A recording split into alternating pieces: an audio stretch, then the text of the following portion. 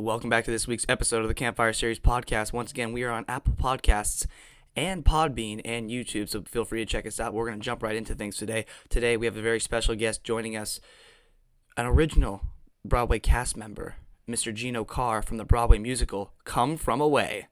Before we get into things, how did you get cast as Oz and others? How did you get started off? Because I know before Broadway, it had a pretty a year run elsewhere, right? Yeah, there were four productions prior to our Broadway engagement. So I was cast at La Jolla Playhouse. I live in San Diego, and I went in. I was called in for the role of Oz by the local casting director, and she put me, through in the room with people, and I got to read everything and sing everything. And I won the lottery, and I got the role. And the show then went to Seattle Rep. It went to Ford's Theater in Washington D.C. And we did several months in Toronto prior to our Broadway run. So the show had four different, multi-month engagements prior to our trip to Broadway over the course of about 2 years. Yeah. Absolutely. What was it like performing in Gander? That concert. Oh, that was very cool. Yeah, we got to go do two benefit concerts in Gander. Our producers were amazing, and our artistic team, they thought it was very important for us to not only go up there so we could experience what it was that we're talking about and singing about and who we were, portraying, but they wanted to give something back to these wonderful people whose stories we were telling. So yes, we got to do these benefit concerts, meet everyone, go to all the places that we talk about in the show, which is super unique because most times you're playing someone who's either fictional or long dead.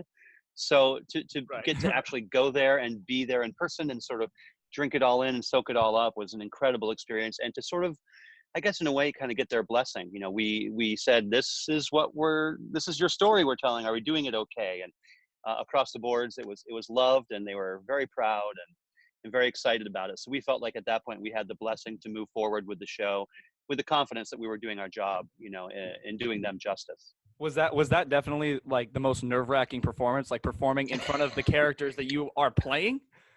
Yeah, it was a little nerve-wracking, but at the same time, it was the most rock concert version of Come From Away that's ever happened. Awesome.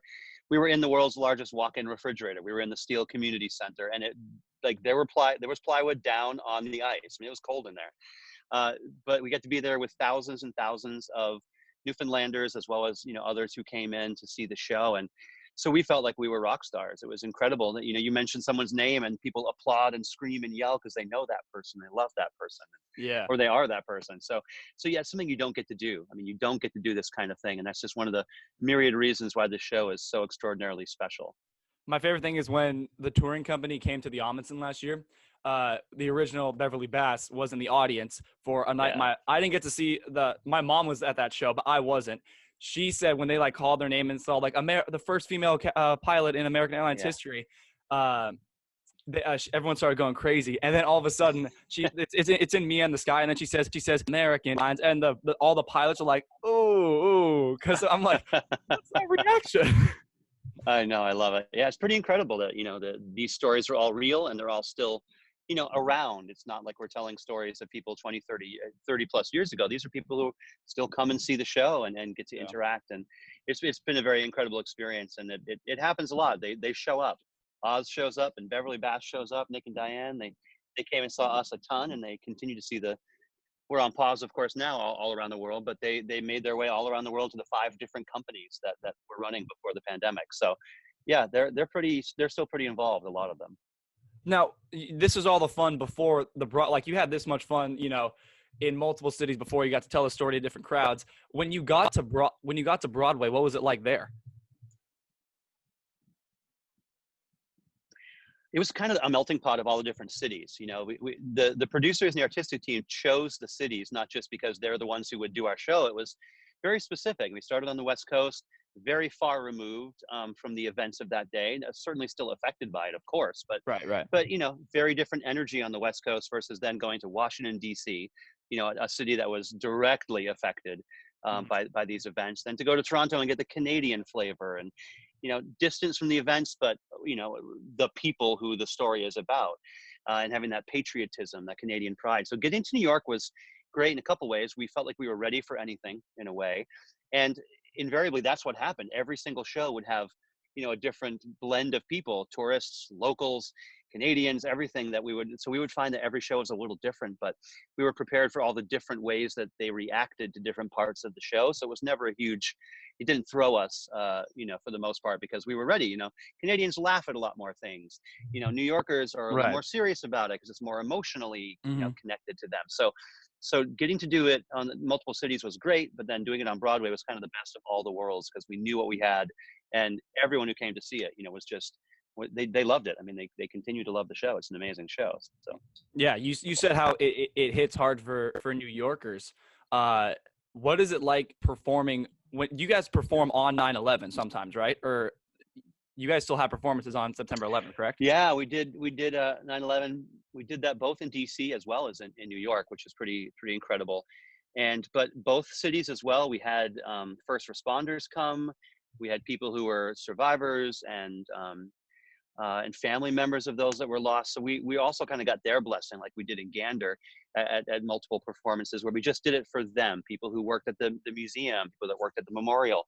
So we got a chance to tell, to tell stories to people who were most directly affected by it. And always got also the same kind of thing. I mean, it was a little more somber reaction, but they always were so grateful at the end for telling a good story about the events of that day, that there was indeed goodness out there, even though for so many of them, it's a day that will, forever be a heartache. But at the same time, they said, thank you for telling something so positive that helps at least ease some of that pain or replace some of that pain with the positivity of what people in Gander did. No, absolutely. I tell when I just when people ask me like what's Come From Away, I say it's a show.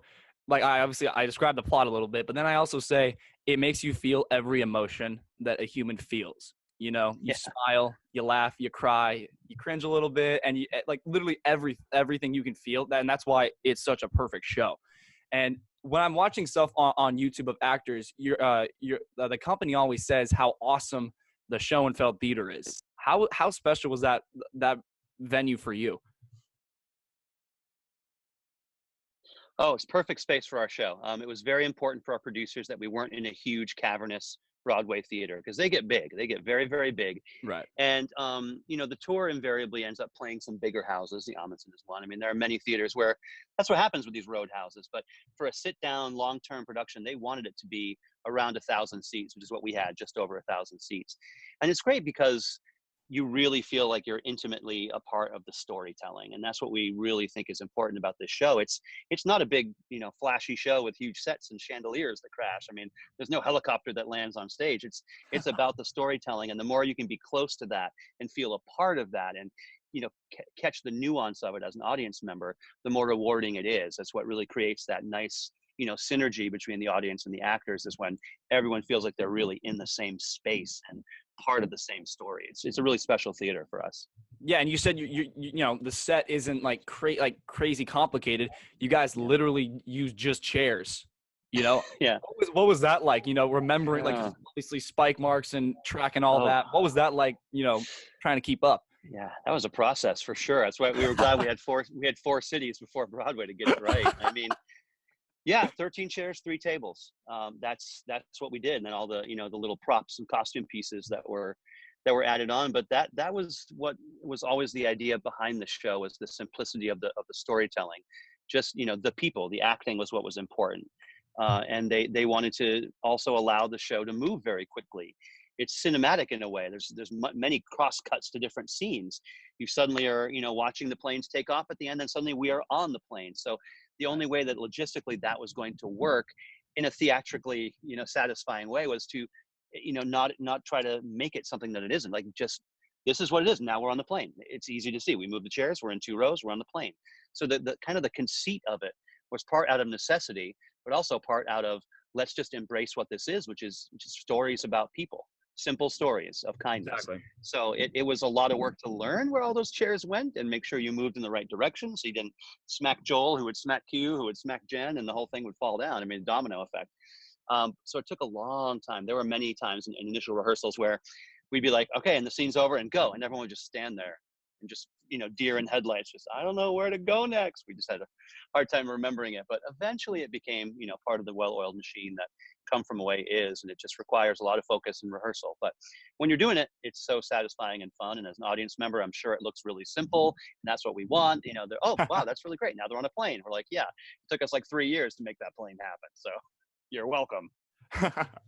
You said, like during the show, you said earlier, like you'd be watching a plane, all of a sudden the actors are on the plane. You played, the police officer Oz, but you also played others. What was that like? Kind of just know like how to do those tracks all in the same show, and obviously without intermission. So you said it's moving like a freight train. So what was that like playing the others?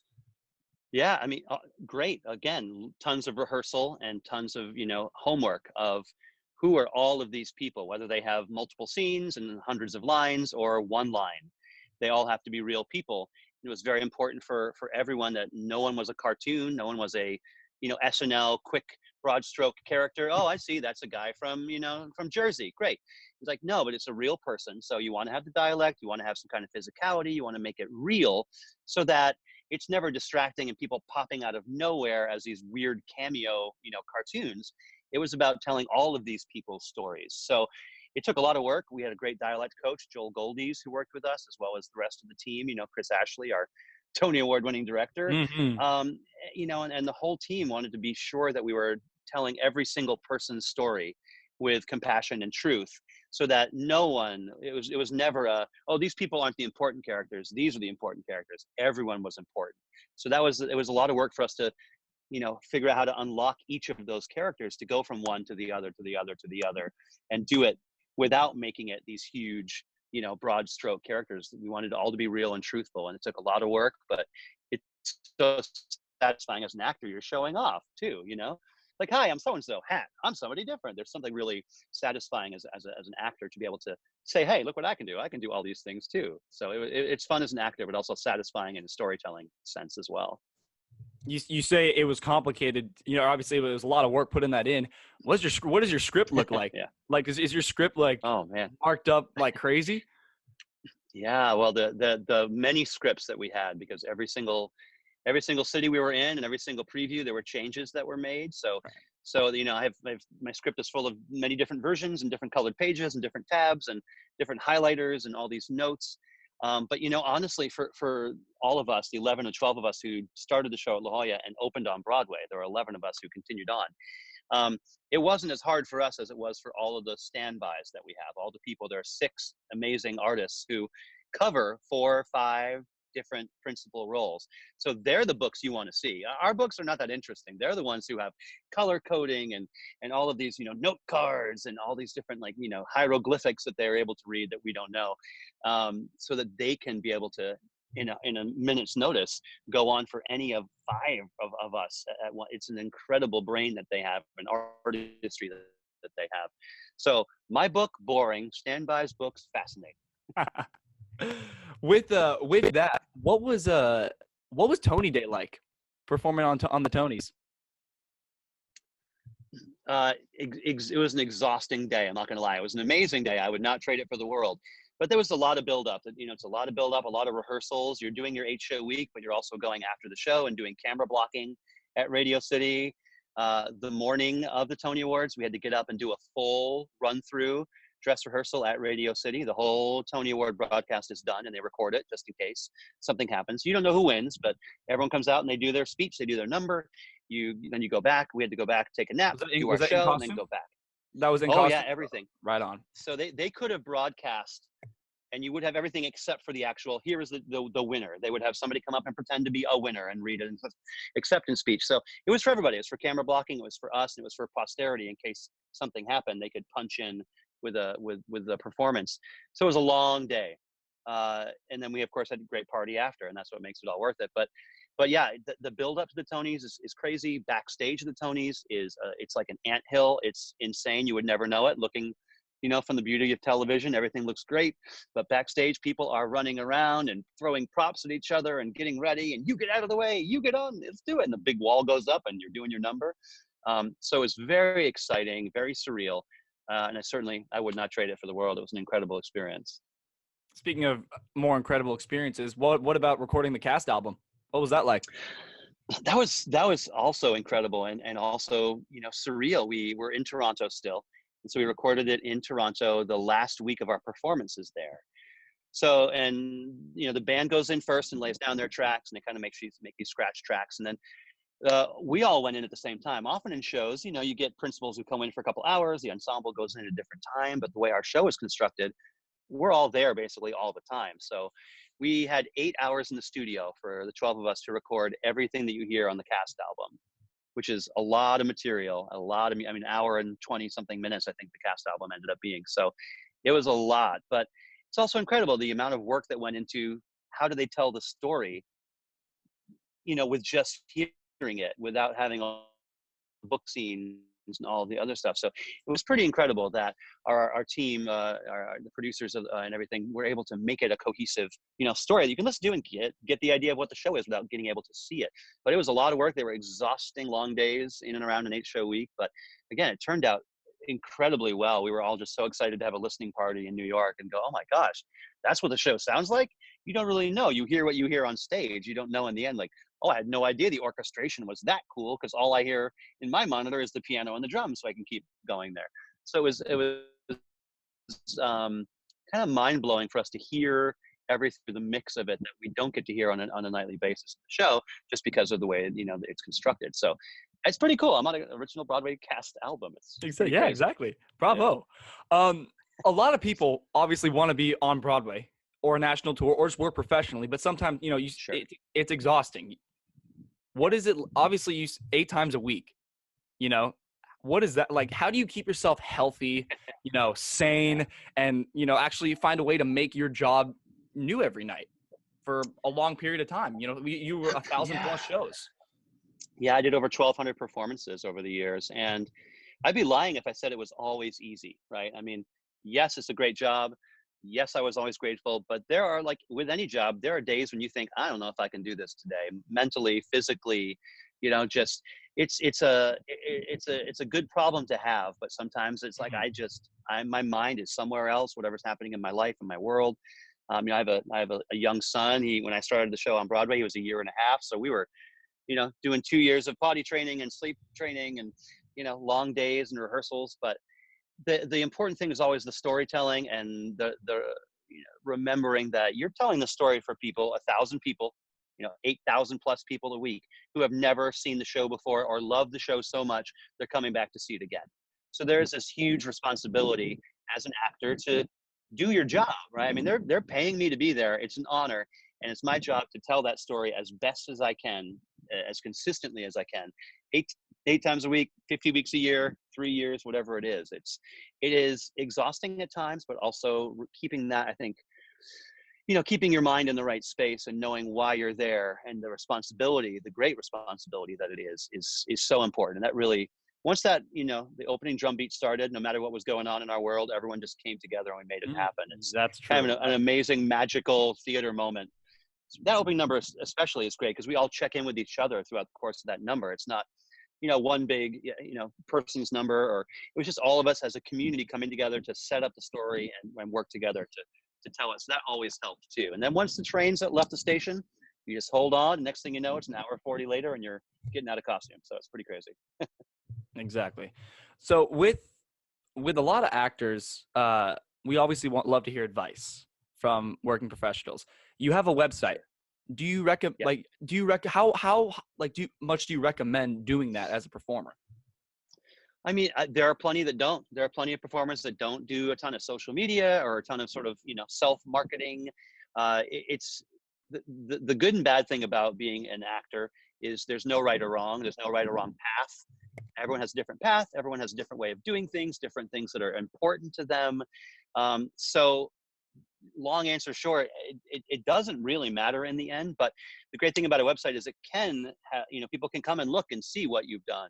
So there may be casting directors or agents or directors, producers, whoever are like, oh, I want to know more about that person. I'm going to go check them out. I'm going to go look and see what they've done. So there are definitely benefits to it. And nowadays with technology, it's really easy to put together a quick website or have a social media profile that's sort of your artistic one, because it doesn't hurt, right? I mean, any kind of exposure can be extremely helpful to stay in front of people and let them know who you are. It's always good. No, absolutely. Well, thank you so much for Yeah. telling me your stories and giving me Oh, no your problem. advice. I have You're two welcome. really silly questions I want to ask before I let you go. Okay. When your All right. when your kid gets a little older and he Yeah. listens to the album, having a little more knowledge of the English language, what are you going to tell your kid when you know where I'm going with this? In Welcome He to still the Rock? doesn't get it. He's 4.5 now, almost 5, and he still doesn't understand what that word means, which is great. He came and saw the show when he was before I left the show last year, and he's never asked. He's never like. Usually, if the cast album was playing, we'd be like, ha, ha, ha, every time I got to that word. Right, So exactly. he wouldn't hear it, but hopefully eventually he'll be proud of his dad for like Yeah. just really letting that bomb drop, Yeah, exactly. When my sisters hear it, I'm just like, it's part of the story. You know, the actors, they don't talk like that in their daily lives. They're telling a story. Right. That's how the script is right. written, and that's I would never say that word ever. exactly. Ever. Exactly. Is that him back Right. there? Oh yeah, did you see him running around? Yeah, I he's running around did. the backyard. Yeah, there he goes. And you know, that's good to, you know, being in Southern California, having a backyard through all this. That's where you sometimes say thank you, you know. But I know the world that we're in right now. This is a huge blessing to have some space of our own that we don't have to, wear masks and run around and be worried about everything. So it is a huge blessing. No, exactly. And I have one last one. So Okay. I am a Come From Away fanatic, and I would be a fool not to play this little game with you. I've seen the show a lot. I want to see if you can guess how many times I've seen the show. Oh. It's not like bizarre. It's not like 20 or 10. It's like, multiple. Okay.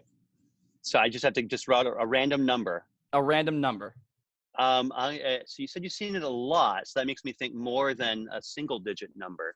Then you also said not anything too crazy. So I'm going to say 13 times. That's a little crazy. We'll keep it under 10. We'll keep it under 10. Okay. So it is single digits. Okay. Yeah. You have to remember, I did this show on Broadway for a long time, and there were fans who saw it 200 or 300 times. That's crazy. So, all right. I just got to know where you are on the spectrum. So I'm going to say 7 times. Well, 5. I've only 5 is good. Because I'm That's on the a healthy West. number. I'm on the West Coast. When the tour came, I was like, okay, go. We tried to see it in New York this summer, but it was hard getting everybody on board. We're like, oh, we're gonna see it again. Let's go see something else. I'm like, I want to see Come From Away, but I know. I was hoping to see it. It was supposed to come to San Diego, I think in late June, early July. And I don't know if they've officially canceled it yet, but I have a pretty good idea it won't be happening. But that was going to be kind of fun. There would be enough time since I left the show in November to not be too painful to go see another production of it and see other people. But it's amazing. All the casts are just absolutely incredible. So no matter where you see it, it's just a special experience. So 5 times is good. That's reasonable. That's not over the top. I like that. I feel like it will be going up though in the coming years once Broadway comes back and tours are coming through again. But yeah, I hope so. And hopefully the show will come back strong everywhere, and all the theater will come back, and we'll all be able to be in the same room telling stories again. That's something that we all miss right now. No, absolutely. And I saw on your website you have one project coming up. Tell us a little bit about that. Well, I mean, we'll see, right? As of right now, as the pandemic hit, I was in a production of Alice, which is Alice in Wonderland, musical adaptation. Next up, I was supposed to be in Catch Me If You Can, but it's now postponed until next spring. So hopefully that'll happen. And then the next thing I'm supposed to do is Tata in Ragtime in August. But again, we may have to be pushing things forward and wait. Right. But so there's stuff on the horizon, and hopefully everything will move forward, and everyone will be healthy, and we can start getting in the room again. But for now I'm still teaching. I teach at colleges and do private coaching and work at a musical theater academy with my wife. We run that. So